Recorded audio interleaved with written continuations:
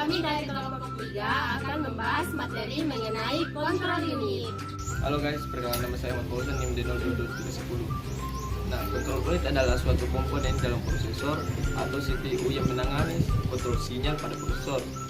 Sedangkan menurut DVD, kontrol unit atau unit kontrol merupakan bagian yang bertugas dan mengendalikan perangkat yang terpasang pada komputer.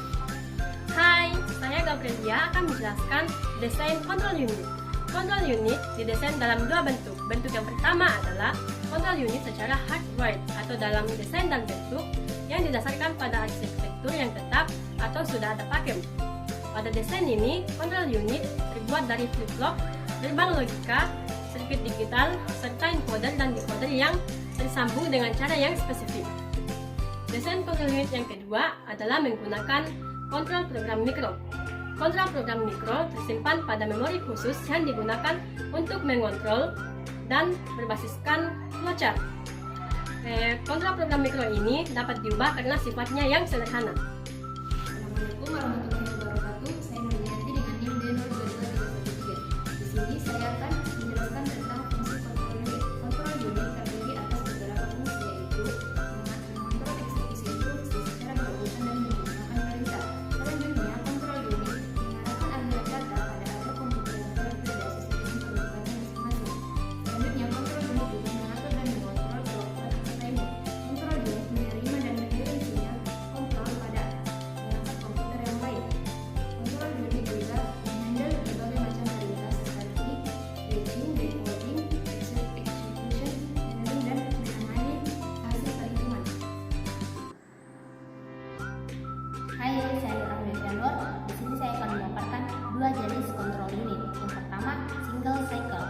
Pada proses di single cycle state ini hanya terjadi dalam satu clock cycle, yang artinya setiap instruksi ada pada satu cycle yang tidak memerlukan state atau keadaan.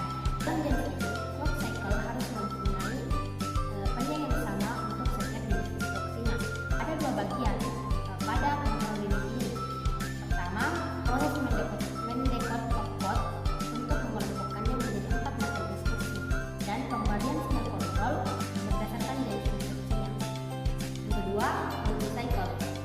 Unit kontrol dan multi-cycle lebih banyak memiliki fungsi. Dengan demikian, terdapat banyak fungsi boolean yang tidak sederhana. Mari tentukan dengan melihat bit-bit instruksi. Bit-bit opcode memberitahukan operasi apa yang selanjutnya akan dijalankan CPU. Oke, baik, assalamualaikum warahmatullahi wabarakatuh. Perkenalkan, nama saya Basok Muhtar Fajar Al-Ghifari dengan NIM D0222311. Pada kesempatan kali ini saya akan menjelaskan sedikit bagaimana sih cara kerja dari kontrol unit. Nah, kan tetapi perlu diketahui di sini saya juga masih belajar, jadi kalaupun ada kekurangan ya saya minta maaf di awal memang ya. Nah, bisa kita ketahui bahwasannya ketika komputer dinyalakan akan terjadi sebuah operasi yang namanya itu bootstrap. Nah, di mana bootstrap ini dia akan membaca instruksi. Nah, instruksi ini kan berada di sebuah lokasi penyimpanan. Terus dia ikut bootstrap ini akan membaca instruksi tersebut. Kemudian instruksi tersebut akan dikirim ke kontrol unit. Nah, di sini akan operation kode itu akan mengaktifkan logik atau logika. Nah, perlu kita ketahui logik ini berfungsi untuk mengurutkan instruksi-instruksi agar dia itu bisa dibilang sesuai urutannya lah, dieksekusi sesuai urutan. Misalnya yang ini masuk pertama, terus ya dia dieksekusi pertama. Oke.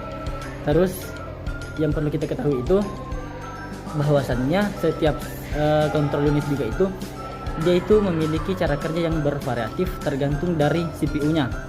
Karena penjelasan yang saya dapatkan itu CPU sekarang itu atau CPU modern sekarang menggunakan teknik yang bernama overlaning. Jadi bisa dibilang agak berbeda dengan CPU sebelumnya. Oke, mungkin sekian dari saya. Oke, itulah tadi pemaparan dari kelompok kami. Sekian, terima kasih, lebih dan kurangnya mohon dimaafkan. Wabillahi taufiq wal hidayah. Assalamualaikum warahmatullahi wabarakatuh.